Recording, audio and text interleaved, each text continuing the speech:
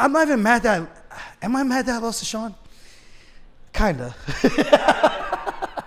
Because it's just like, this is the new champion of 135. Are you kidding me? Oh, Sean's so dope, though. He's so dope, though, bro. Nah, he's cool. But it's just like, when I think champion, I think like Khabib, I think Usman, I think DC. I think like role models for like kids and stuff. I'm seeing this guy, he's got like tattoos on his face. I'm like, he's smoking weed all the time. Like, even though it's cool to smoke weed, like it's good. I don't have anything against it. I smoke weed. But I just think in terms of like the image of what it represents for, as a parent, I'm not a parent now, but when I have kids, like someone I would want my kid to look up to, I'm like, do I want my kid thinking like, yo, just go fucking get sugar tattooed on your eyebrow and smoke weed and just kind of just like, you're good, bro. You're good for life. He's so funny though, man. He's a good guy. He's also a good dude. No, that's what I'm saying. Yeah. It's nothing about that. I think he's a good dude. You just mean the tattoos and shit? I just think his image of what he sells. So you'd rather him have green hair and not pink hair? No. I did this for the fight. I dyed my hair blonde in high school for the national the state qualifier. I dyed my hair red for the national tournament in D3. Yeah. Because it was big moments in my life. So for this one, this was the biggest moment of my career in the sense of an opportunity to introduce myself to the world on someone else's platform because they're all coming in to watch him. Yeah. So I was like, this is cool. This would be like me doing this for wrestling back in the day. So I didn't dye my hair. I put green hair in my hair. So that's what I'm saying. So for someone like him who's got tattoos on his face, you're telling me you're going to want to have kids that are going to want to look up to Sean, that's going to want to have tattoos on their face, and you're going to be cool with that and saying like, hey, son, hey, daughter, you think it's cool to have tattoos on your face to get like, you know what I'm saying? Like, on average, what are the odds of that person becoming a success story? Unless it's daddy's money in the trust fund. I see what you're saying. Shit, you know what I mean? So it's like, that's what it is. Other than that, I've talked to Sean. We've talked to him at the PI. I mean, he's a cool dude. He's level-headed. He's smart. He buys real estate the same way I do. Very smart, yeah. But I just think like the image he sells. And when we did the Aiden Ross interview, he goes, why are you fighting me? I said that to him, like, why you want to take the easy fights?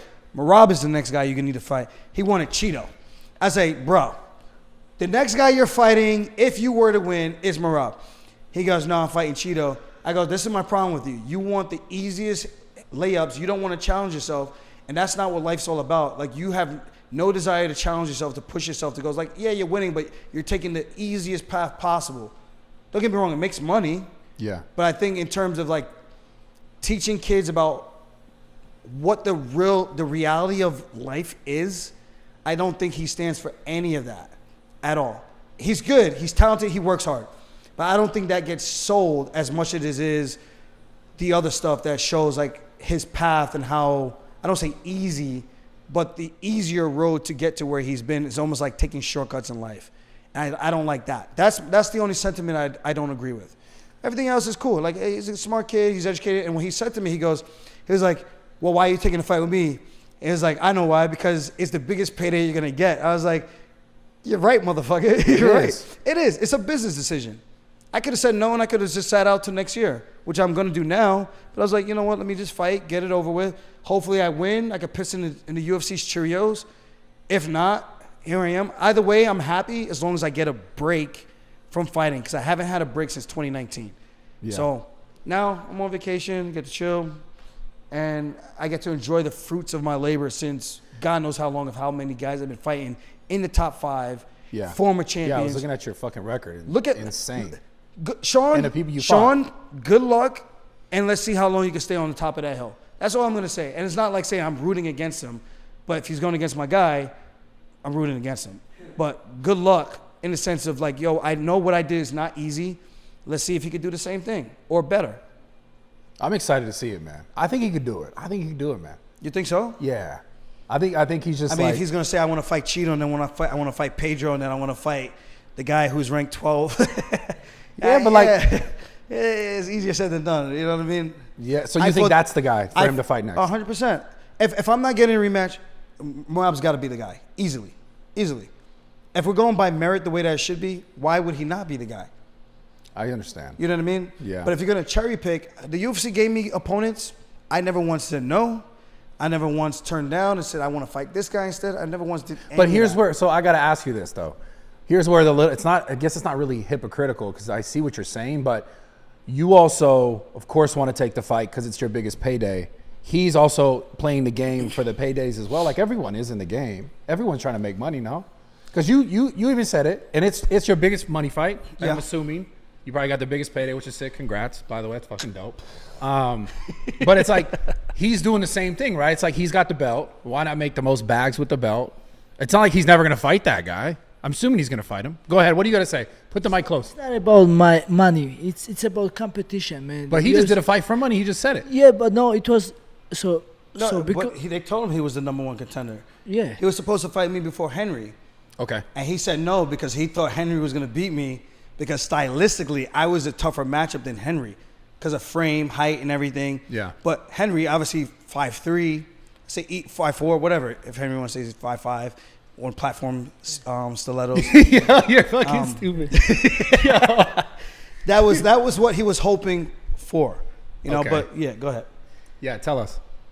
so like Aljo said before. So when you say UFC champion, you need to respect. You know, UFC champion. Everybody deserved to be champion. You know, like and then like Sean. Aljo's right. He got short way to become a UFC champion, but he only beat top 5 guy Peter Yan. It was close decision. He never fought somebody top 15. Aljo's been top 15, top 10, top. Jimmy Rivera, Yeah, but then he Pedro fought him. Munoz. But then he fought him. Listen, Yeah, yes, but he's listen. saying So- if you roll the dice, how many times can you get lucky versus if you only have to roll it once? You see the difference? You're talking about against a contender like Against you. a contender. I fought Jimmy Rivera, I fought Pedro Munoz, I fought Corey Sandhagen, then I fought Piotr Jan for the belt. Yeah, I see.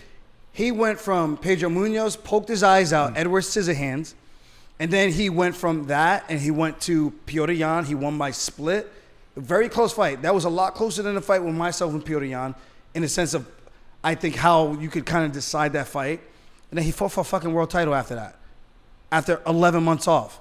You're telling me that's easier or hard, or I should say harder than me going through a killer's row of top 5 contenders? I'm just asking. No, I'm not. But he also beat you. No, I know that. That's like Islam Makhachev skipping the line and then fighting Charles Oliveira. Yeah, he's good. I'm not saying he's not good. But if you don't have to go through the contenders row and you could go just based on, oh, he's good, we're just going to give him this opportunity. You just need to be good and perfect on one night. I had to be good and perfect on multiple nights just to get an opportunity to fight for the belt. And that's the difference. So my friend, Okay. like, for example, like Yeah. right now, Umar Nurmagomedov, he's a good fighter. He's number 11, and he only has a 4 fight in UFC. So I have 11 fights. So first 2 fight, I got robbed. Judges, I lost first 2 fight. But since that, I win 9 fights straight. Now I'm number 2 contender after Aljo. So and then they try to make fight with Umar Nurmagomedov. If something happens, it's a fight. Every one punch can, you know. If I lost, then in 5-5 he get title shot for what? Like, you know, me, I earned this position. I should fight next, you know, after Aljo title. You know, so I don't wanna like You should fight yes. Sean. Yeah. Yes. No. But I do you see what he's saying? He's no, saying he- like Umar only has to beat him, he gets a title shot. Understand? He's gonna cut everybody. You know. Yeah. So what? I work so hard. Why don't they give me fights? So why do you guys think this goes this way then? Why do you think it's Sometimes happening? they push. It's a good story. Khabib, like a Nurmagomedov, undefeated Khabib. It's new, little Khabib. you know? That too, but also to his point, what I think you're getting at is because we're teammates. Ah, yeah. And they know we're not going to fight each other, so they're going to give you the harder. They're going to give you a fight that they think if this guy beats you, he takes your spot, he goes for the title. Yeah. So I get that side of it. It's business. I don't knock the UFC one bit, but in O'Malley's case, that's not the situation. He has no ties to myself, no ties to Marab. He literally fought one guy. He won by split. Dana said he's fighting for the winner of that fight is fighting for the title next. So I was either fighting Jan for a trilogy or Sean O'Malley. Split decision. Dana changed his tune. Enters Henry Cejudo. Now you're telling me I got to fight this guy who was a 2-division champion, Olympic gold medalist. I got to go fight this guy. Why doesn't Sean have to fight this guy and me get to kind of just hang out and take a little vacation and get a time to recoup and energize and take care of my bicep and all kinds of things? And I never said no. I don't complain. Let me not say it. I did complain. But I always said, no matter, even if I complain, I always show up.